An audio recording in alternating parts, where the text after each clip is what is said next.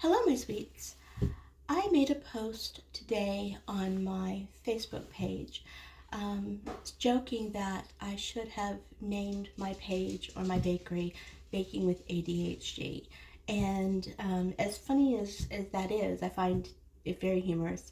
Um, the reality is that baking with ADHD or cooking with ADHD or working with ADHD or any of those can be a challenge for those of you that have it, or suspect you have it. You understand that.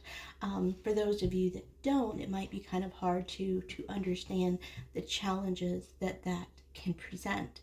Um, and certainly when you're transitioning from a hobby baker into a business baker, systems that you may have set up in place to help you through your day that worked for being a hobby baker or a cook um, are not quite as effective for being a business.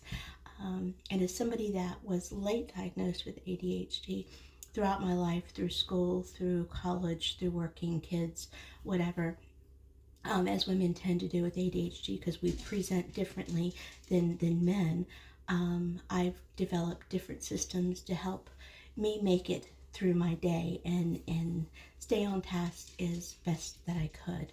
And once you get medicated, and while medication helps, whether it is a stimulant medication or some of the newer non-stimulant medications that are wonderful, once you're medicated, that helps, but it is not a cure.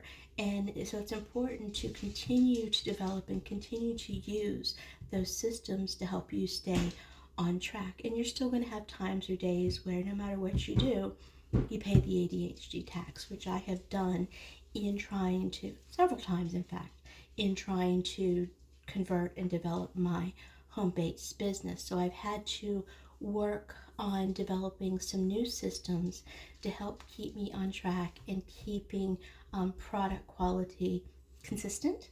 And I wanted to discuss some of those with you today for those of you that may be struggling either as a hobby or a business, baker, chef, mom, working out in the workforce at an office or something somewhere. Tackle some of those things. Now, the systems that I have in place may or may not apply to you and your business, but it just give you an idea of some things to think about. One of the biggest things that I found, let me back up for a second. In addition to the difficulty of transitioning from a hobby baker to a business baker, has to do with my home dynamic. And my husband, several years ago, was diagnosed with stage 4 metastatic cancer. So he's been going through treatment with that. And after chemotherapy failed, we went to immunotherapy. He started that at the beginning of the year, and it took its toll, just like all cancer treatments do. And in March, he became disabled and unable to work because of the cancer, and mostly the treatment itself. So he has been home. He's gone through the immunotherapy, he's gone through radiation. His prognosis is very, very good, and he's hopeful to be able to get back to work this year. We're keeping our fingers crossed, so your prayers, thoughts, positive vibes, energy, whatever you believe, would be greatly appreciated on that. But the point being, he is home. And along with the beanie weenies, he is in my space. So, and I love having him around. We are best friends. We get along very well. He helps me around the house as much as he can. He's a wonderful husband. But even considering that we get along so well and we work well together, just having another person in your space when you're trying to do something, if you get interrupted, it's very difficult to get back on task, and especially if you don't have systems in place to help you regain that sense of control and continuity. One of the things that I do with baking is having all of my ingredients out. I'm very visual, so I need everything that I'm going to be using that day out in front of me on the counter. I also try to get all my measurements together, obviously except for when I'm trying to do a video and show you, but I try to get all my measurements together ahead of time and having all my ingredients measured out. ahead of time also helps. Consistency with baking, it took me a little bit to learn, but I converted all of my recipes from cups, from volume to weight. So I'm using less bowls, measurements, utensils, but I'm using by weight, so just my scale, and my recipes turn out consistent every time.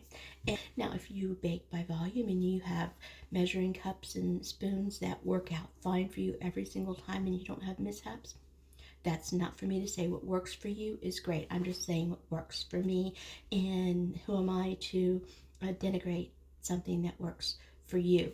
This is just for people that are maybe struggling with what they're doing and not having consistency. Just a suggestion to maybe try to see if that helps eliminate at least one issue. The other issue, again, is when I get interrupted, whether I'm in the process of setting up my ingredients or mixing my ingredients. I always keep a recipe in front of me. Well, I know most of them to some degree by heart. If I'm baking single or double batches, of course, the measurements are different. And just my brain will not let me go on just memory. It's like you see the joke where you have a box with instructions on it for cooking, whether it's box macaroni and cheese or a box rice mix or whatever, and you look at the ingredient, or a box cake mix, you look at the ingredients in the recipe and you think you got it, you start putting it together, you throw it away, and it's like, oh, how many eggs did it say it had? And you get the box out of the trash, you look at it too, right? And you go, how many cups of oil? And you put it back.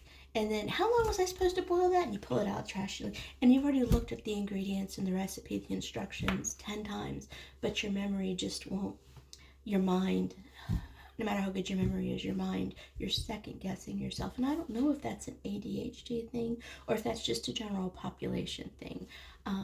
But so my mind does the same thing when I'm baking. Even recipes that I have created that are completely uniquely my own, my memory will not allow me to trust, or my mind will not allow me to trust my memory.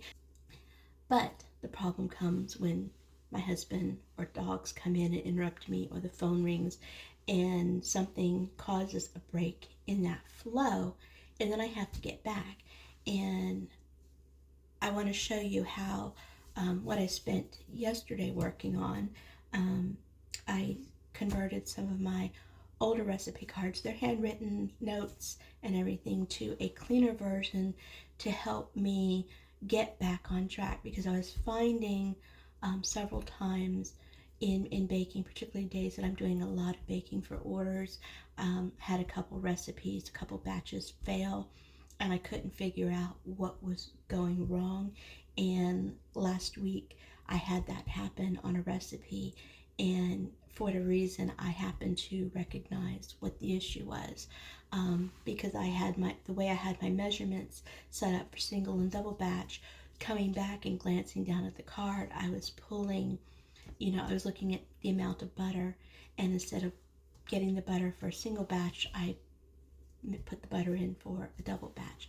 And that, of course, too much fat in the cookies will cause them to spread. They're very greasy and oily. And I realized that perhaps some of the fails that I had to toss was because I didn't have my recipe cards set up enough to help me and my ADHD get back on track. And anyway, I'm going to pause this and flip the camera, and I'm going to show you what I was working with that was causing mistakes, and then show you what, at least what I have now. So, okay, here we go. Here are some of my recipes and you can see I've got things scribbled out, circled, scratched out, times, weights, everything changed. So that was making it difficult to follow. I converted them to grams and had the grams on the side and the cup measurements over here. And so I'd get them difficult to follow. So there's one. Again, this was my single batch, and the slash and the highlight was supposed to be my double batch, so it would be very easy to, just glancing back quickly and not ADHD, sometimes you're not focusing as well, I would pull, the butter for double batch instead of single batch, or the molasses or the eggs double batch instead of single batch, or vice versa. So that was a problem. And again, changing the grams and the weight size and just a lot of scratch and stuff. Again, the same thing here with the double batch and the single batch, and I would constantly mix up baking powder and baking soda, and that obviously will have an effect on the cookies. So what I ended up doing, let me get the new ones here, very similar, but I rewrote them, which is neat for me. And anyway, so I've got all my weights highlighted. For baking soda, I highlighted it, so all my weights are in yellow, and this is in pink. So pink, I know that's baking soda. And this is 1X, and this is one single batch on one side. My double batches, the ingredients on the other side, and all the weights are in pink, of course, except for baking soda, which is in yellow. So that it's, instead of seeing them both on the same page and trying to figure out which one I'm doing, I'm only looking at one side, so I stay with the double batch or I stay with a single batch. This one, you can see, is the same thing, single batch all on one side, and my weights are highlighted. Baking soda is in pink, baking powder is in green, and that's a visual cue for me. And visual cues I learned with working in nursing homes, in offices, medical field, with Alzheimer patients and patients with dementia. Physical cues, visual cues are very, very important. So knowing that from the medical field, applying that to myself as someone with ADHD and executive dysfunction problems and memory problems, that those visual cues work very well. It is just having, out of sight, out of mind. It works with our objects, with recipes, with people. If they're not there in front of your face every single day, you kind of forget that they exist, and it's just a very common thing. So green is for baking powder, pink and yellow is for baking soda, so that helps me stay on task that way. And again, the flip side, this is a double batch, so it's all one side saying double batch, one side saying single batch. So that's just one system that I've recently developed that works, or hopefully will work for me. Hold on, I'm gonna flip my camera around.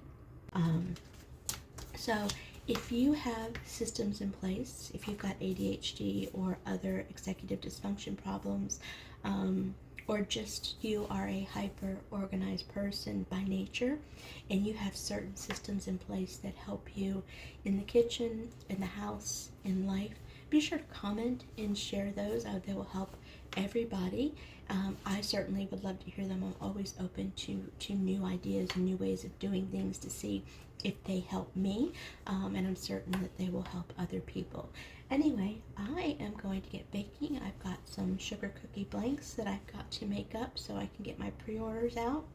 But this is my first year doing this, so I'm still figuring out time scales of when to get posts and pre-orders and stuff. So if you have any hints or tips on that, that would be great as well. I believe there is room, no matter if you are a cookie baker, a sugar cookie artist, cupcaker, a cake decorator. There is no such thing as market saturation. There is enough room for all of us, and there's enough room for all of us to help. And I hope that as my business grows, that I will continue to have that mindset to help and to share, to help others grow. But for now, I'm going to get on with baking, and in the meantime, live the sweet life.